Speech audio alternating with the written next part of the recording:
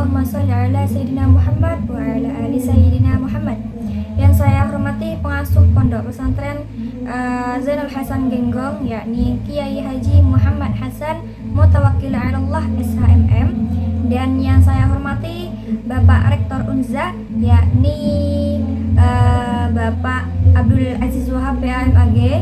Dan yang saya hormati dosen pengampu mata kuliah retorika dakwah, yakni Bapak Edi Kurniawan Farid.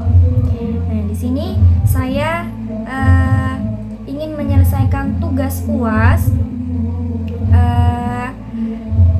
untuk menyampaikan dakwah selama 7 menit ke depan dengan tema kekuatan doa. Nah, di sini saya mengambil tema kekuatan doa. Nah, doa karena apa? Karena doa itu adalah sarana untuk memperoleh kekuatan dalam mencapai tujuan hidup yang ditujukan kepada Allah. Nah, dan juga doa itu merupakan sebagian dari ibadah.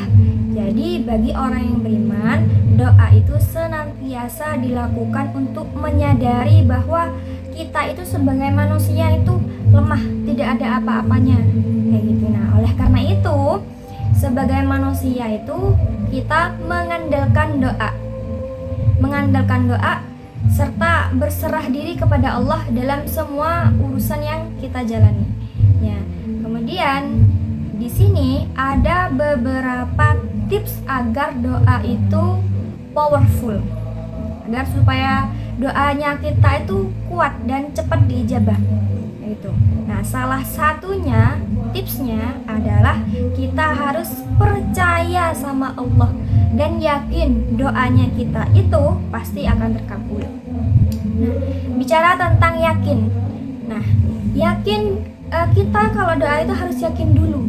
Nah, kenapa kita itu harus yakin? Karena kalau kita ragu, ragu, kata Allah itu kan aku tergantung prasangka hambaku kepadaku. Nah, kalau kita itu ragu, tidak yakin, maka makin lama kita mendapatkan pertolongan Allah, mendapatkan apa yang kita doakan, seperti itu. Jadi kuncinya yang pertama itu adalah percaya dan yakin sama Allah bahwa doanya kita itu pasti akan terkabul. Nah, yang kedua tipsnya itu adalah berdoa dengan lemah lembut, sopan, dan agungkan nama-nama Allah. Nah, di dalam kita doa selipkan bahwa kita itu lemah di hadapan Allah. Kita agungkan nama-nama Allah dengan seperti Alhamdulillah, Allah, ya Wadud, ya Latif, kayak gitu. Panggil nama-nama Allah. Nah, baru kemudian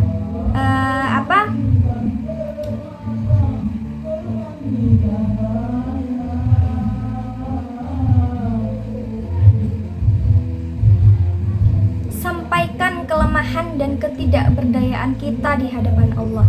Baru yang terakhir, kita itu minta dan berdoa apa yang kita inginkan kepada Allah. Itu tips yang kedua.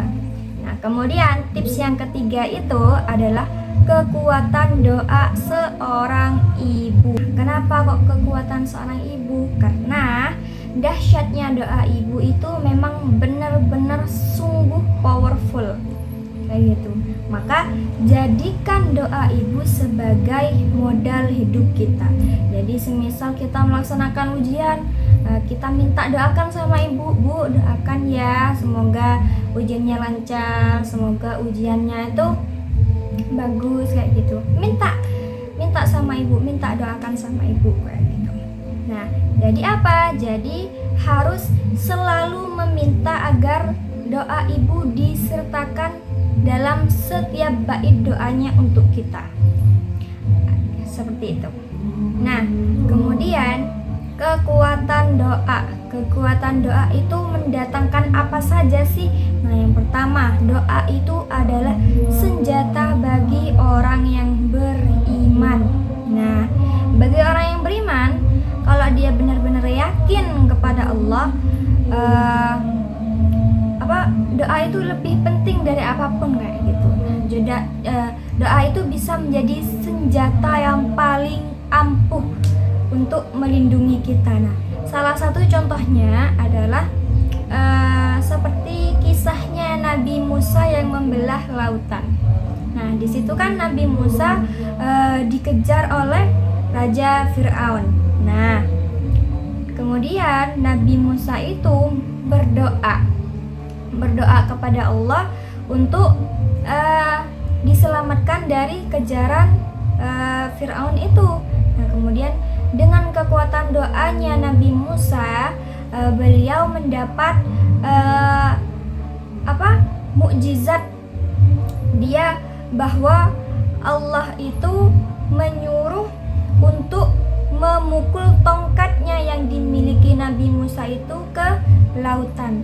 Dengan mukjizatnya itu, dengan juga kekuatan doanya itu, kemudian Nabi Musa itu bisa membelah lautan sehingga Nabi Musa dan itunya selamat. Nah, dengan kekuatan doa itu. Jadi doa itu bisa jadi menjadi senjata bagi kita gitu. Kemudian yang kedua itu mendatangkan mukjizat. Nah, ketika kita meminta kepada Allah dan percaya bahwa Allah itu Maha Kuasa dan mengubah apapun yang Dia kehendaki, maka pasti akan terjadi dan mendatangkan doa-doa yang telah kita panjatkan. Nah, kemudian yang ketiga yaitu keajaiban. Dengan doa itu mendatangkan keajaiban yang tidak kita terduga. Nah, Allah berkata dalam Al-Quran, Allah itu bilang, aku itu dekat.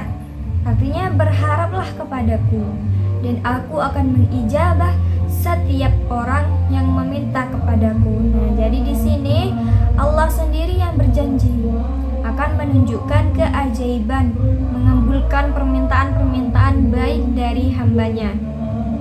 Nah, sehingga tidak perlu kita ragu bahwa Allah itu ngecewain kita. Begitu kita doa yang selaras di hati kita dan yakin kepada Allah, Allah akan tunjukkan. Nah, untuk menguatkan pernyataan tersebut terdapat dalam sebuah hadis tentang kekuatan doa ini. Nah, bunyinya adalah la ta'jizu fi du'ai fa innahu la yahlikah ma'du'ai ahadun. Yang artinya, janganlah kalian menjadi lemah dalam berdoa, karena sesungguhnya tidak akan binasa seseorang selama dia masih berdoa kepada Allah.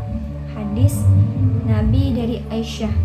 Nah, jadi kalau kita terus berharap dan berdoa kepada Allah, kita nggak akan binasa, kita nggak akan kalah. Dan kata para ulama, segala sesuatu di dunia ini pasti akan kembali kecuali doa.